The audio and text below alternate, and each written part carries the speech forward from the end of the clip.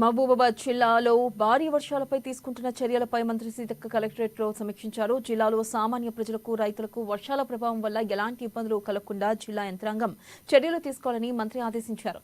చెరువులు, కుంటలు, వాగులు ప్రమాద స్థాయిలో ఉండడం వల్ల ప్రజలు అటువైపు వెళ్లకుండా పోలీస్ సిబ్బంది చూడాలని సూచించారు. సామాన్య ప్రజలకు నిత్యావసరాలకు ఇబ్బంది లేకుండా చూడాలన్నారు. మరిపెడ మండలం పురుషోత్తమాయ గూడెం ప్రమాద సంఘటన, నెల్లికుదురు మండలం రావిరాల సంఘటనలపై వివరాలు అడిగి తెలుసుకున్నారు. ఇక ప్రాణ నష్టం, ఆస్తి నష్టం జరగకుండా కట్టుదిట్టమైన భద్రతా చర్యలు తీసుకోవాలని సూచించారు.